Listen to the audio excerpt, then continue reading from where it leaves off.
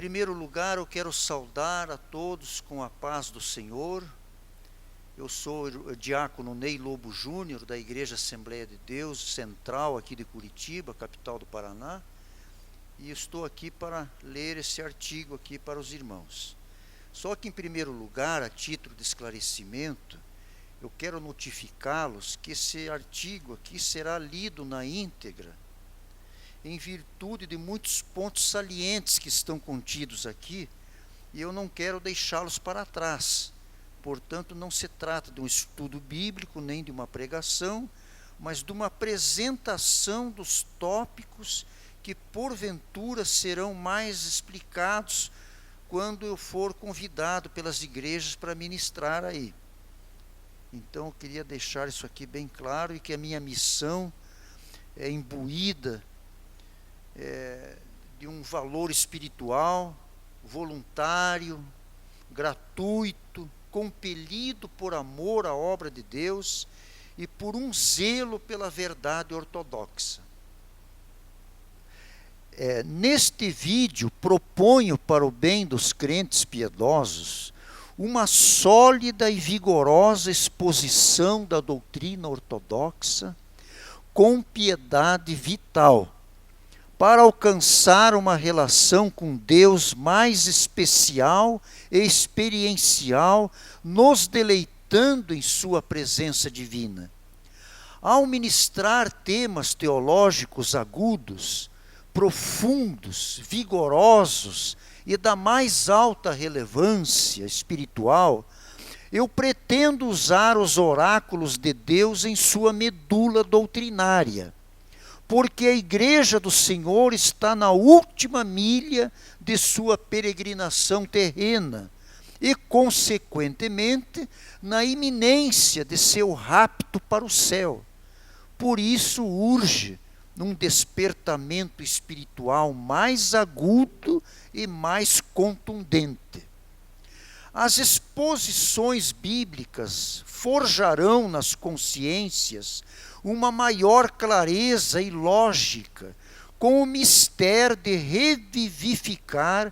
e reflorescer os cristãos para uma vida mais espiritual, mais fecunda, mais devota, mais piedosa, mais consagrada e mais santa.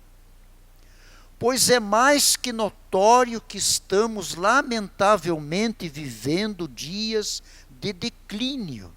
de maré baixa na religião vital, uma era de cristianismo raso, sem Cristo, sem as gloriosas manifestações vívidas do Espírito Santo, sem mais as antigas, históricas pregações ungidas e poderosas que fluíam como rios de águas vivas de nossos púlpitos em chamas. Chamo a sua atenção para essa avalanche de mornidão espiritual, que poderá causar suicídio da fé bíblica e as sombras da morte espiritual que ameaçam muitas igrejas, crentes e ministérios. Como a igreja de Laodiceia,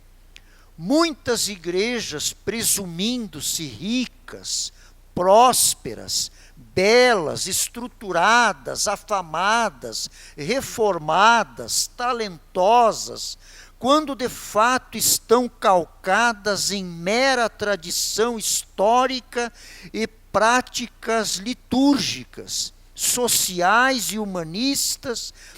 e programas midiáticos, ilusoriamente achando que estão indo bem firmadas e seguras,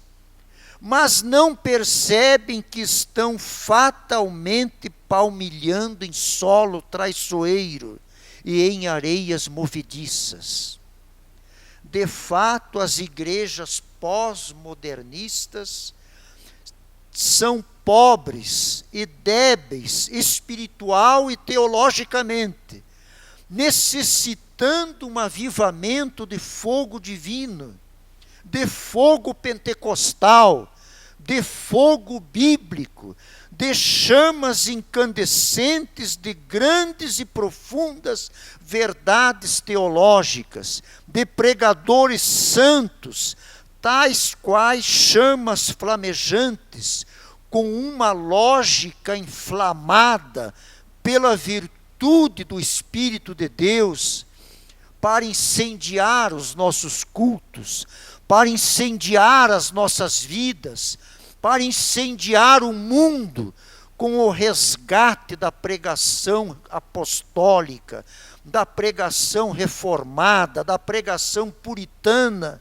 que marcaram uma era áurea na história do cristianismo ao longo dos séculos. Para tanto, me vejo imbuído pelo Senhor como um púlpito vivo em chamas ardentes, para revivificar nas igrejas os fatos eminentemente bíblicos e históricos e resgatar as verdades centrais das Escrituras que apelam e nos persuadem a buscarmos um relacionamento com Deus mais experimental e profundo.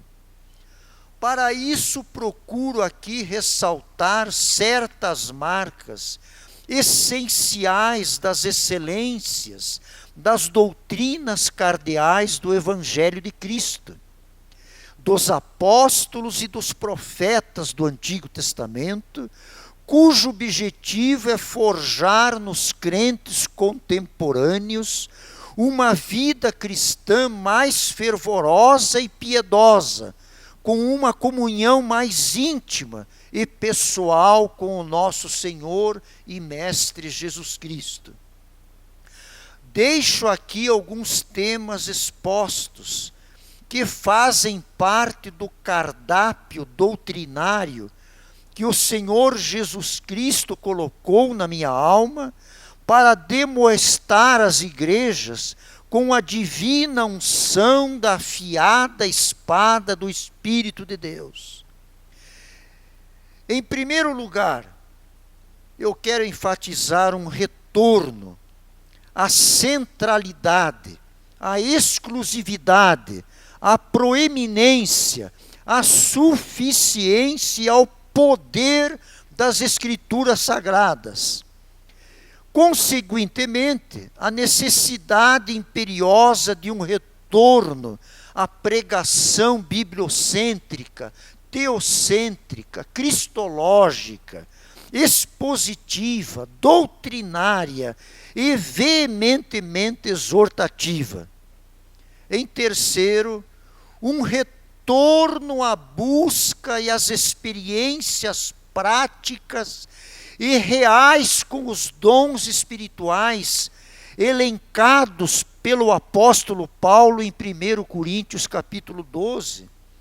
e assim vivenciarmos os prodígios e os milagres, que por sinal eram salientes na experiência de fé da igreja primitiva e que marcaram época nos primórdios do movimento pentecostal no Brasil. Em quarto, um retorno à vida consagrada no altar e à piedade prática dos crentes em sua experiência diária. Em quinto lugar, um retorno à santificação bíblica, inclusive como um preparo mais adequado e imperioso para a volta do Senhor Jesus Cristo, por ocasião do arrebatamento da igreja vigilante e pura. Em sexto lugar, eu proponho que tudo que foi supracitado venha amalgamado, somado e otimizado com a necessidade imprescindível de um retorno ao primeiro amor e ao zelo cristão, sem o que os esforços para atingir os alvos propostos acima, não lograrão êxito. E, finalmente, para corroborar as metas já resumidamente citadas, apresento-vos com mais elasticidade os assuntos que estão depositados por Deus em minha alma, para serem postos a lume em vossos púlpitos. Em primeiro lugar, o meu trabalho consiste de pregações, estudos bíblicos, que encorajarão os crentes para uma busca mais diligente da presença de Deus e da manifestação da sua glória em nossas vidas privadas e nos cultos públicos. Em segundo, quero despertar-lhes mais sede e fome espiritual pelo Deus vivo e pela sua santa palavra. Em terceiro lugar, o mistério de buscar em Deus o retorno dos prodígios,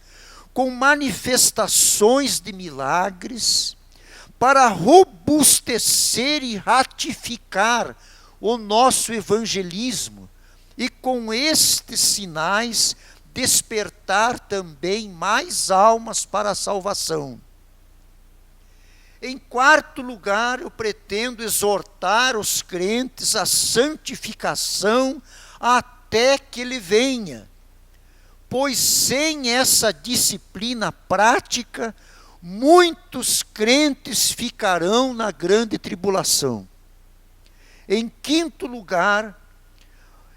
rememorar e reenfatizar com mais insistência, clareza e exatidão teológica as doutrinas da graça soberana, reiterando a expiação vicária de Cristo na cruz, por que Cristo teve que se fazer homem, por que Cristo teve que morrer, a eficácia e os efeitos da sua morte redentora, o valor eterno do seu sangue remidor e a sua ressurreição dentre os mortos. Assuntos esses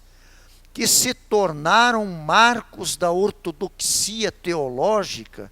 por serem exaustivamente enfatizados pelos grandes reformadores e outros mestres da igreja. Em sexto lugar,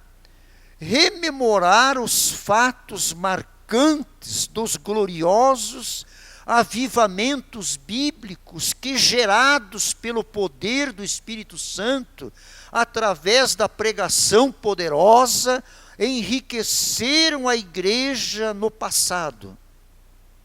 Em sétimo,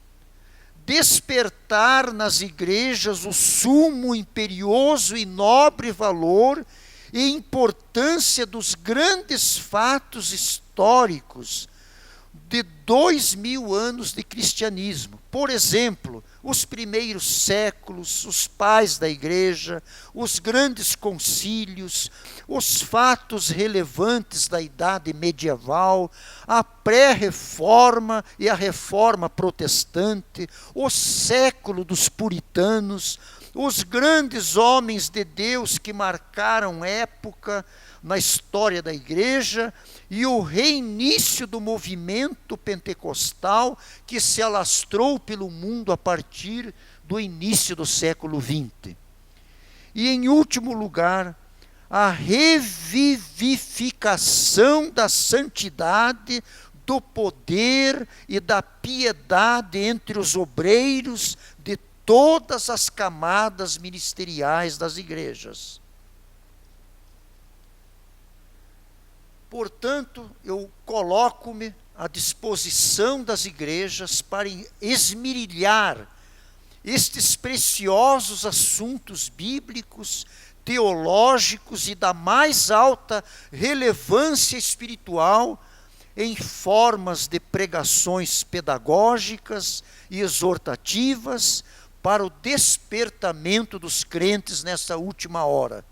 ou até em conferências e palestras, nos moldes de estudos bíblicos mais aprofundados e altamente teocêntricos e com rico embasamento histórico.